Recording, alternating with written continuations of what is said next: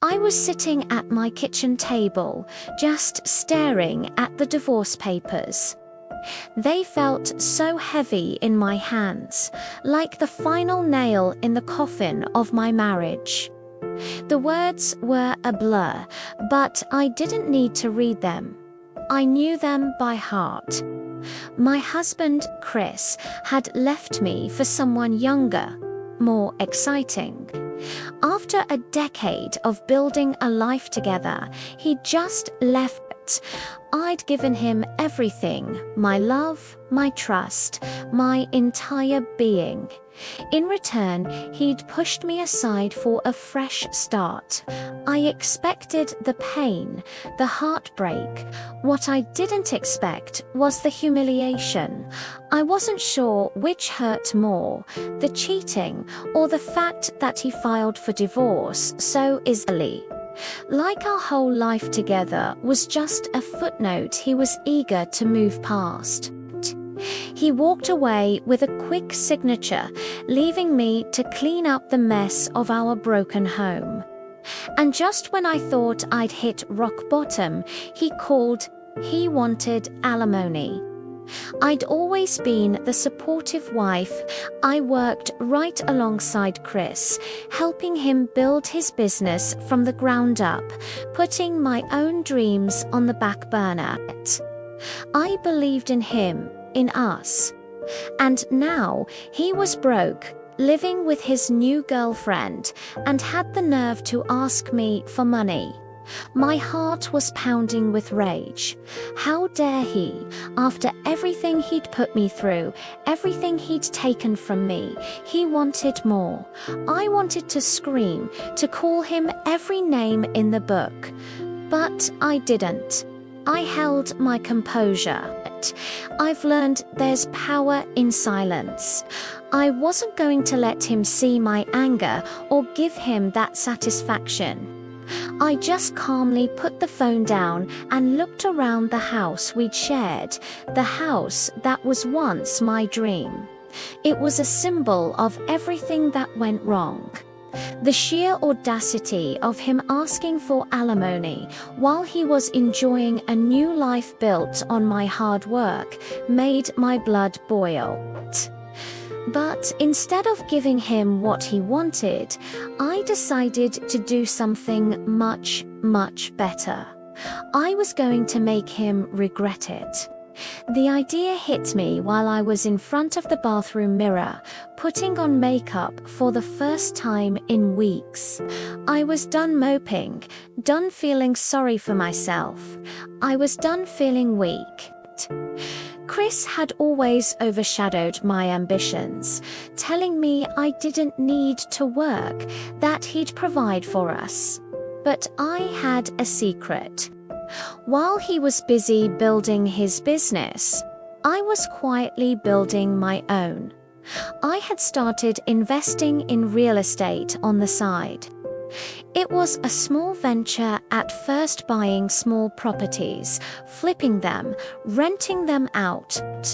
I did it without telling him because I knew he wouldn't understand or support it. Over the years, those small investments had grown into a small empire. I had become a savvy real estate investor. I was no longer dependent on Chris. I had built my own wealth, my own foundation, my own future.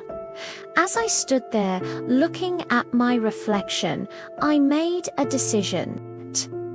I was going to take back everything he had taken from me, everything I had sacrificed for. Chris's request for alimony was the final straw. I was no longer the passive woman he thought he knew. I wasn't going to give him a single penny. Instead, I would do something far more satisfying. I was going to buy our house.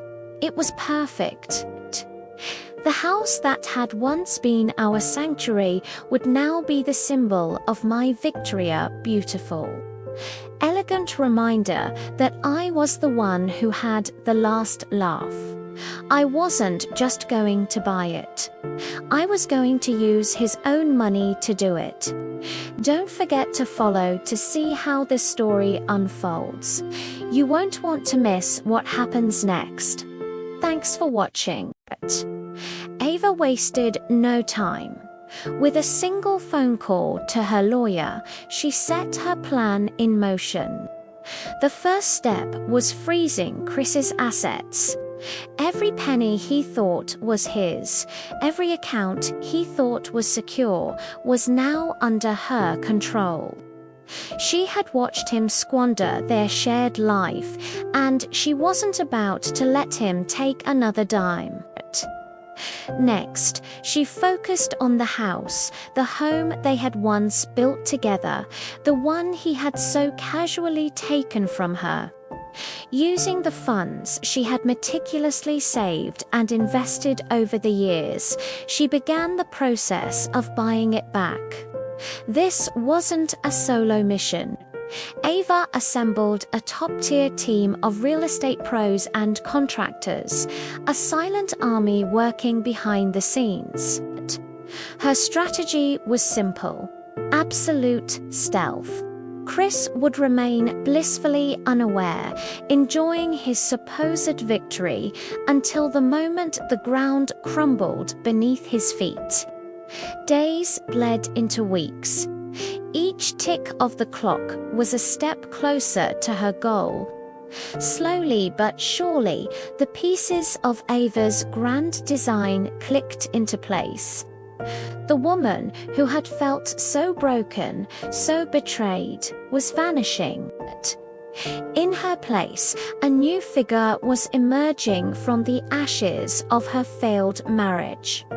She was no longer a victim weeping over the past.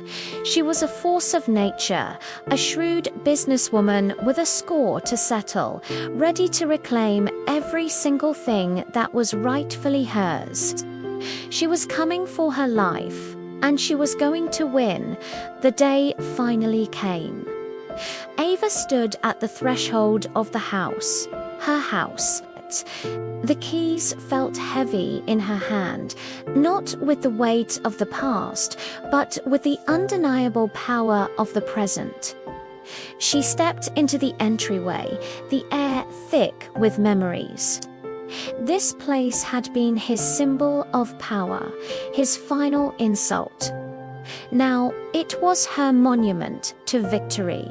Every corner, every room, every sunbeam that sliced through the windows, it all belonged to her now.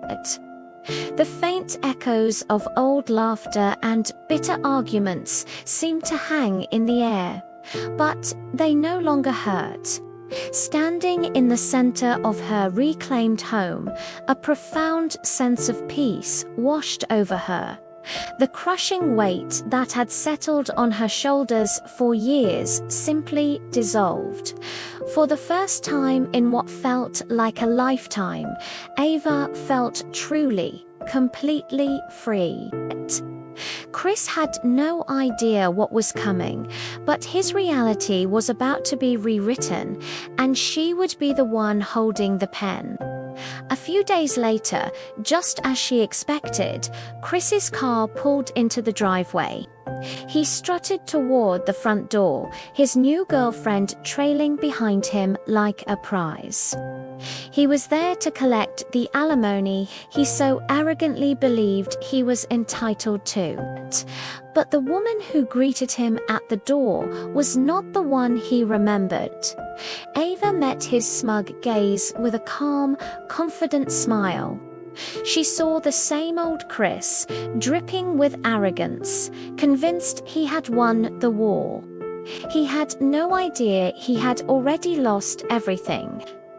"I thought we agreed you'd pay alimony," he said, his voice laced with condescension.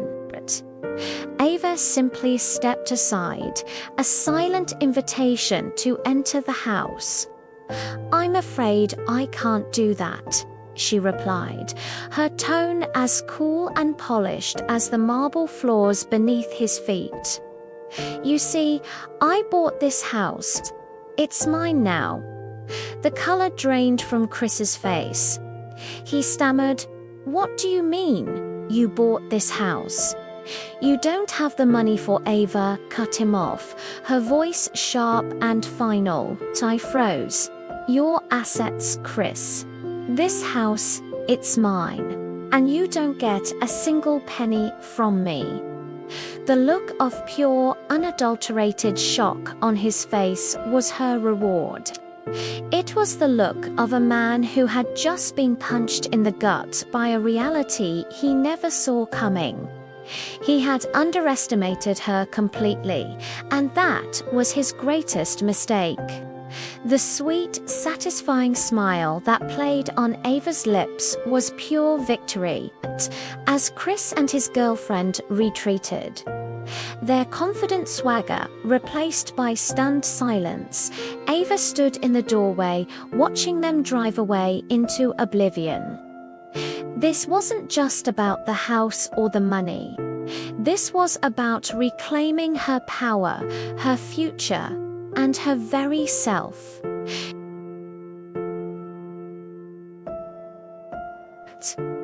The woman who had tearfully signed those divorce papers years ago was gone forever. In her place stood a warrior stronger, smarter, and more fiercely confident than she had ever dreamed of being.